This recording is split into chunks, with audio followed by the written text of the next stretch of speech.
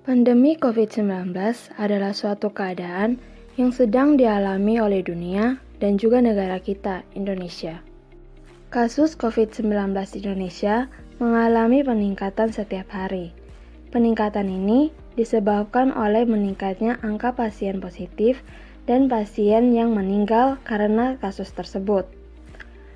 Sedangkan angka pasien yang sembuh berbanding terbalik dengan angka pasien yang positif dan juga yang meninggal. Perkembangan kasus COVID-19 di Indonesia ini dapat disajikan dalam bentuk grafik untuk mengetahui apakah aman atau tidak angka kematian di Indonesia dibandingkan dengan angka kematian global. Maka dari itu, perlu diketahui apa itu grafik. Grafik adalah suatu kumpulan data yang ditampilkan pada sumbu X dan Y dalam bentuk titik, garis, atau batang yang menyimpulkan data-data tersebut. Grafik juga adalah sebuah lukisan yang menunjukkan pasang surutnya suatu keadaan dengan menggunakan garis atau gambar, atau suatu turun naiknya hasil, statistik, atau sebagainya. Ada beberapa contoh grafik, seperti grafik garis, grafik lingkaran, dan juga grafik batang. Pada matematika, terdapat beberapa grafik yang sering digunakan. Yang pertama, grafik eksponensial, yang terdiri dari grafik eksponensial naik dan juga grafik eksponensial turun. Selanjutnya adalah grafik trigonometri, yang terdiri dari grafik fungsi sinus, grafik fungsi kosinus, dan grafik fungsi tangen.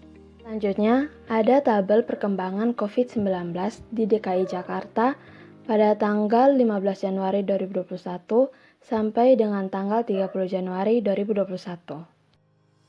Dari tabel perkembangan COVID-19 di DKI Jakarta dapat juga disajikan dalam bentuk grafik yang terdiri dari grafik positif, grafik sembuh, dan juga grafik meninggal per harinya. Dari grafik tersebut dapat diketahui bahwa rata-rata kasus per harinya adalah 3,156, rata-rata yang sembuh per hari adalah 3,045, dan rata-rata yang meninggal adalah 39 orang yang meninggal per hari. Dan dari itu juga kita mengetahui bahwa simpangan bakunya adalah 800%, persentase yang meninggal secara global adalah 2,2%, dan persentase kematian di DKI Jakarta adalah 1,2%. Selanjutnya adalah penarikan kesimpulan menggunakan 5 langkah. Langkah yang pertama adalah menentukan hipotesis, dengan H0-nya adalah 1,2% dan H1-nya adalah 2,2%. Langkah yang kedua adalah menentukan taraf signifikansi, yaitu 5%.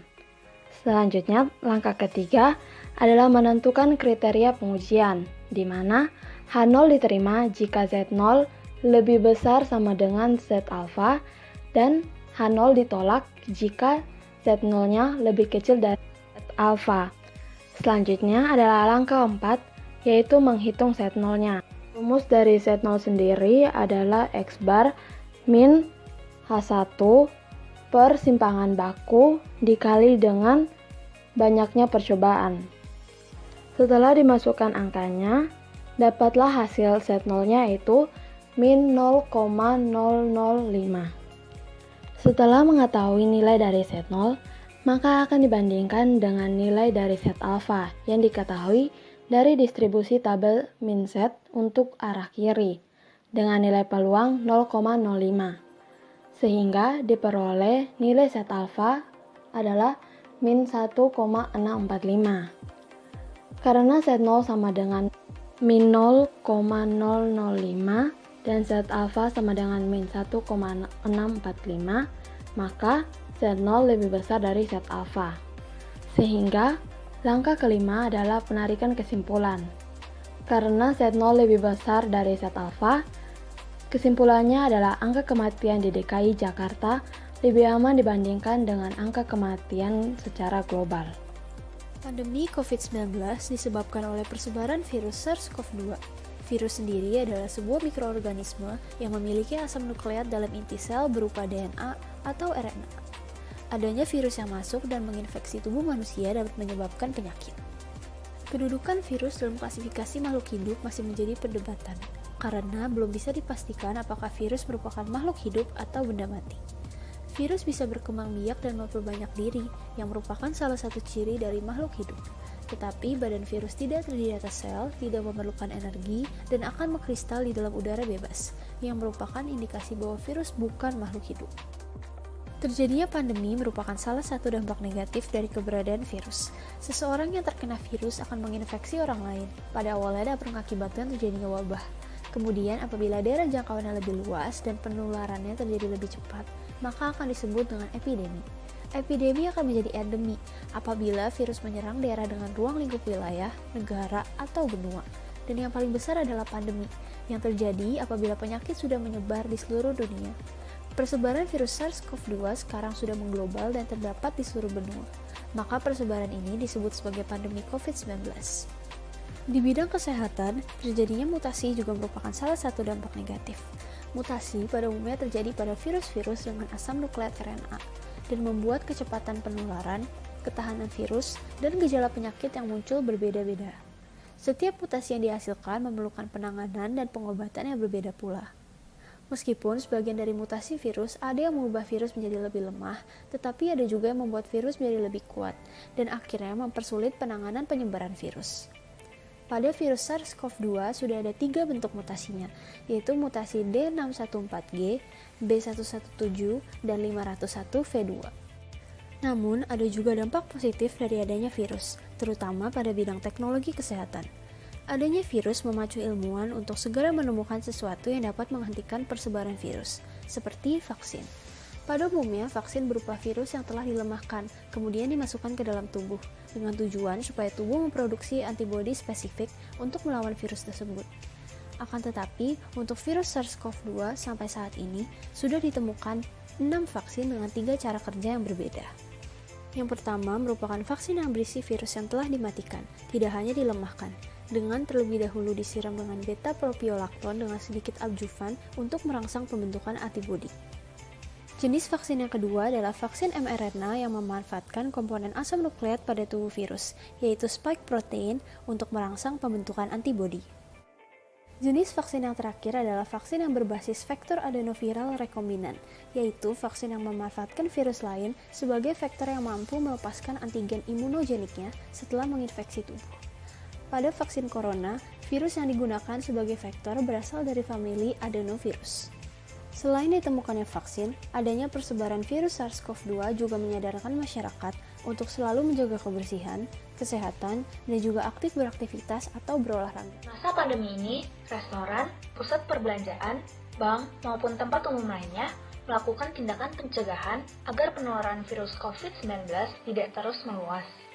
Salah satu pencegahan yang dilakukan adalah dengan mengecek suhu pengunjung sebelum memasuki tempat tersebut yang biasa dilakukan dengan menggunakan termogan. Termogan sendiri memiliki 2 jenis, yaitu termogan klinik dan termogan industri. Termogan klinik memiliki rentang ukur antara 32 hingga 42 derajat Celcius dengan akurasi 0,2 derajat Celcius. Jarak ukur penggunaan termogan klinik adalah sekitar 1 hingga 10 cm. Termogan jenis ini berfungsi untuk mengukur suhu tubuh manusia dan merupakan termogan yang seringkali kita jumpai ketika memasuki tempat umum dan perkantoran. Termogan industri memiliki rentang ukur suhu yang bisa mencapai 500 derajat Celcius atau lebih dengan akurasi 1,5 derajat Celcius. Termogan ini bisa digunakan dari jarak jauh karena menggunakan laser yang berfungsi untuk membantu mengarahkan. Termogan ini berfungsi untuk mengukur suhu benda, misal karena letaknya yang tinggi seperti trafo listrik, atau benda yang berbahaya untuk didekati karena suhunya yang sangat tinggi, seperti pada proses peleburan logam. Termogan yang biasa kita temui di tempat-tempat umum merupakan termogan klinik. Cara penggunaan termogan pun sangatlah mudah. Pertama-tama, pastikan termogan sudah menyala, lalu arahkan termogan ke dahi orang yang mau diukur suhunya. Kemudian tekan termogan. Beberapa detik kemudian, suhu orang tersebut akan muncul di layar termogan. Dan perlu diketahui bahwa tingkat akurasi dari termogan ini juga dipengaruhi oleh jarak antara termogan dengan bagian yang diukur. Semakin dekat jaraknya, maka semakin akurat pula hasilnya. Tahukah kalian bagaimana prinsip kerja dari termogan? Pada dasarnya, termogan menggunakan prinsip sinar inframerah. Radiasi inframerah atau cahaya inframerah adalah tipe radiasi energi yang tak tampak oleh mata manusia, namun dapat bisa kita rasakan panasnya. Radiasi inframerah adalah salah satu dari 3 cara perpindahan panas selain mekanisme konveksi dan konduksi. Semua benda dengan suhu di atas 0 Kelvin atau minus 273 derajat Celcius memancarkan radiasi inframerah, termasuk manusia. Untuk dapat mendeteksi suhu manusia, termometer tembak akan menyerap radiasi elektromagnetik atau sinar inframerah yang dipancarkan atau dipantulkan oleh manusia. Sinar inframerah tersebut kemudian menembus lensa termometer dan dihantarkan ke sebuah alat mendeteksi suhu bernama thermopile. Modul thermopile kemudian mengubah pancaran radiasi tadi menjadi energi panas untuk kemudian dikonversikan menjadi energi listrik. Energi listrik inilah yang akan diukur oleh termometer dan akan mengeluarkan hasil berupa besaran suhu yang ditampilkan di layar termometer tembak. Alih-alih untuk mendeteksi suhu, sinar tersebut hanya berfungsi sebagai panduan untuk membidik objek mana yang akan diukur suhunya. Penularan COVID-19 dapat dicegah dengan cara menjaga kebersihan, salah satunya dengan menggunakan disinfektan. Berikut ini adalah paparan mengenai bahan, efek samping, dan cara penggunaan disinfektan yang benar. Disinfektan adalah bahan kimia yang digunakan untuk menghambat atau membunuh mikroorganisme pada permukaan benda mati. Senyawa untuk mencegah infeksi dengan jalan penghancuran atau pelarutan jasad renik patogen dikenakan pada jaringan tak hidup. Cara kerja dari disinfektan yaitu senyawa yang terkandung di dalamnya akan menembus dinding sel organisme seperti bakteri. Pada umumnya, senyawa ini akan mengganggu metabolisme sel atau mengubah permeabilitas dari dinding sel mikroorganisme. Untuk membuat disinfektan, dapat menggunakan bahan-bahan kimia ataupun bahan-bahan alami. Bahan-bahan kimia diantaranya karbol, pemutih, detol, dan pembersih lantai. Sedangkan bahan-bahan alami yaitu jeruk nipis dan cuka. Pada pemutih terkandung senyawa aktif yaitu natrium hipoklorit, natrium hidroksida, hidrogen peroksida, dan kalsium hipoklorit atau kaporit. Natrium hipoklorit mampu merusak integritas dinding dan sitoplasma sel mikroorganisme dengan merusak protein, karbohidrat, serta lipid struktural dari bakteri. Selanjutnya, pada karbol terkandung senyawa aktif minyak pinus, fenol, ethoxylated alcohol, benzalkonium chloride, dan natrium lauryl ether sulfat. Senyawa yang terkandung dalam obat pel hampir sama dengan karbol, hanya saja tidak terkandung minyak pinus dan fenol. Ethoxylated alcohol adalah bahan pembersih atau surfaktan yang dapat dijumpai dalam beragam produk pembersih. Biasanya digunakan dalam produk guna mengangkat kotoran dan endapan dengan mengapung partikel kotoran yang melekat untuk meluruhkannya dari permukaan. Untuk membuat disinfektan dari karbol, cukup campurkan 2 sendok makan cairan karbol untuk 1 liter air. Sedangkan untuk obat pel, campurkan 4 sendok makan cairan pembersih lantai untuk 1 liter air. Bahan pembuatan disinfektan selanjutnya yaitu detol, yang berbahan dasar aktif kloroksilenol. Kloroksilenol merupakan jenis disinfektan yang paling banyak dijual di pasaran. Jenis ini mampu mengatasi virus dan bakteri dalam jumlah besar termasuk virus corona. Dibuat dengan campuran 25 ml detol per 1 liter air. Disinfektan juga dapat dibuat dengan bahan alami, yaitu cuka dan jeruk nipis. Hal ini memungkinkan karena cuka mengandung asam asetat dan jeruk nipis mengandung asam sitrat yang mampu membasmi virus dan bakteri. Untuk pembuatannya dapat menggunakan perbandingan 1:1 antara cuka dan air.